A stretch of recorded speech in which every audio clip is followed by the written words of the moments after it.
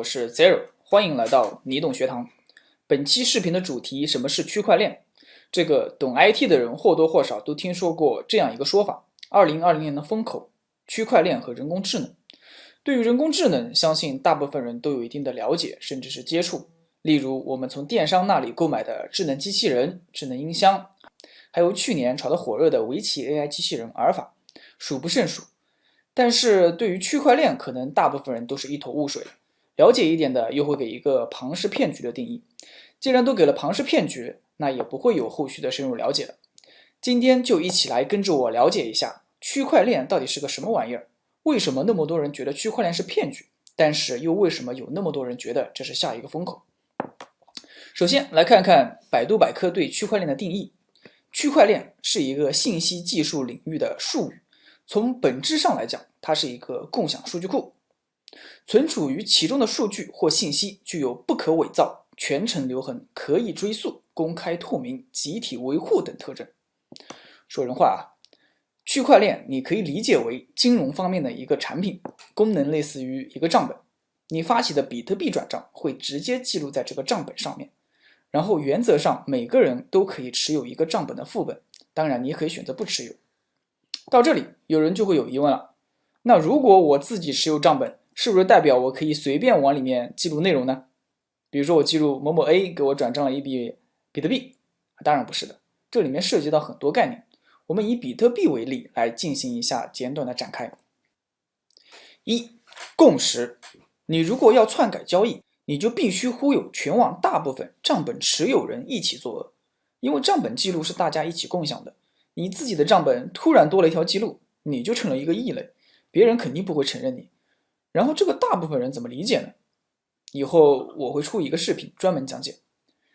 二、写入难度。比特币的发行者中本聪在账本写入过程中加入了难度机制，账本每一页写入之前都需要有一个复杂的计算，你只有计算出了结果才能往账本中进行写入，这就是矿工每天的主要工作，这也是矿工被称作矿工的直接原因。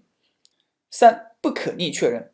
交易双方也都不是傻子嘛，比特币转账会把6个块来视作近乎不可逆，当然这不是完全不可逆，只是无限接近，可能是 99.99%。普通人可能不理解这个不可逆这个东西。通俗易懂的方式来说，就是在你发出转账交易之后，在这个账本上面又产生了6页的交易记录。如果此时你的转账记录还在这个账本上面，那么你就可以认为你的转账已经成功了，近乎是不可逆的。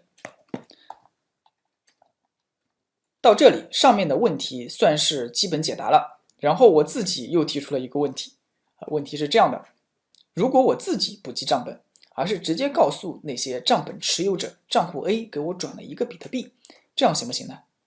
如果不行，那么区块链又是怎样确保不会出现这种问题的呢？这里面牵扯到一个密码学的玩意儿，这个玩意儿比较复杂，以后我会专门出一期视频来和大家讨论。在这里呢，我就简单说一下这个密码学的特性。首先，账户 A 要发起一个转账信息，并不是单纯的告诉其他账本持有者我要转账了，而是需要同时向账本持有者出示自己的账户持有证明，就和你使用支付宝转账需要输入密码是一样的道理。你总要证明这个账户 A 里面的钱是属于你自己的，你才能转账吧。说了那么多，不知道你们对区块链了解了多少？如果还是不了解，没关系，毕竟我们现在炒币的用户又有多少人真的了解区块链的技术呢？我们只需要知道区块链能致富，是下个风口不就好了吗？注意，有这个思想的你现在可能很危险，千万不要在不懂区块链的时候盲目的投入区块链。区块链没有你想象的那么美好，因为有着很多打着区块链旗号的传销组织在这里为非作歹。区块链技术这块我们就到此为止。下面我们来看看有点刺激的比特币的历年价格曲线。从图片上来看，比特币的交易是从2010年5月18号开始的，当时的价格是 0.1 刀。然后我们再来看2011年2月27号，这时候的价格是1刀，几个月的时间涨了10倍啊。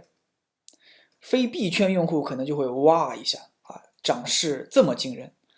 但是你们有没有注意到，这个 K 线图从0.1刀到1刀居然是一条直线？这个说明什么呢？简单来讲，就是这个价格涨幅相对之后的比特币的价格就和没涨是一样的，10倍涨幅就和没涨是一样，这是什么概念？从这 K 线图来看，明显的起伏是在2013年12月左右，当时比特币的最高点是1133刀，折合人民币差不多得有8000。就算是这个价格，在整个图上面也只是个很小很小的波浪。你想想，2013年12月币圈炒币用户当时的心情，肯定都觉得这是天价了吧？然而一江春水一江涛，一山还比一山高，没有最高，只有更高。更高到哪里呢？在这里，2017年接近2万刀，当然后面就开始逐步下滑到目前为止价格是7000刀。现在是4月17号，比特币下一次减半差不多就差1个多月了，也许价格会再创新高。看完了比特币的大起大落，是不是觉得错失了好几十个亿？如果你是非币圈用户，那就不用太过神伤，因为比你更难过的大有人在。有币圈用户在微信建立了一个币圈用户群，名字叫做“亿空”，怎么理解呢？就是字面意思，丢失了1个亿。这些用户都是什么比特币、以太坊、莱特币等主流币的曾经持有者。为什么叫曾经呢？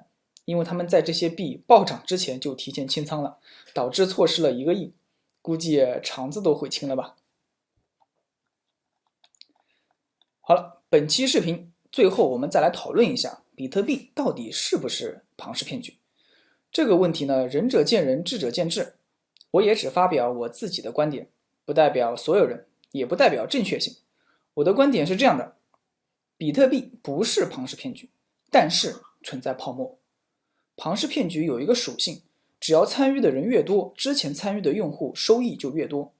比特币基本和这个属性吻合，但是具备这个属性，并不代表它就是庞氏骗局。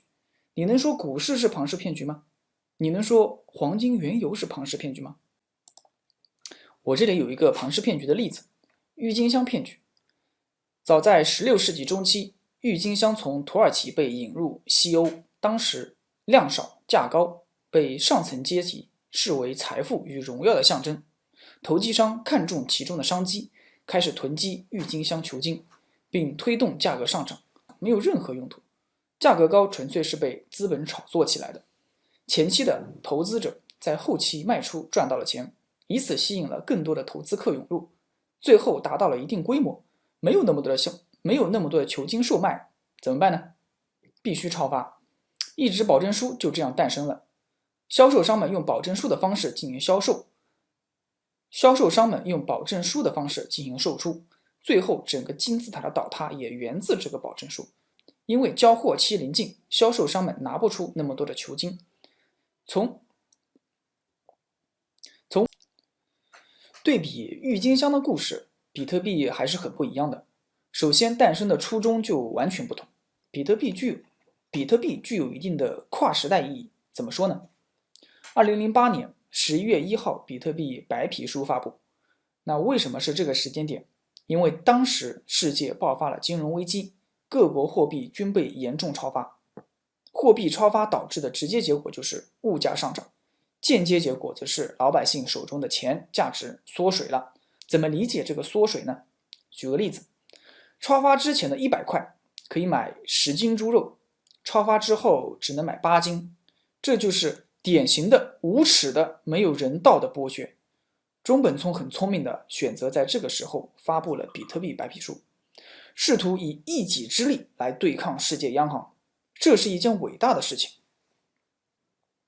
当然，现在比特币价格被严重高估，堪称天价，这也是中本聪万没有想到的。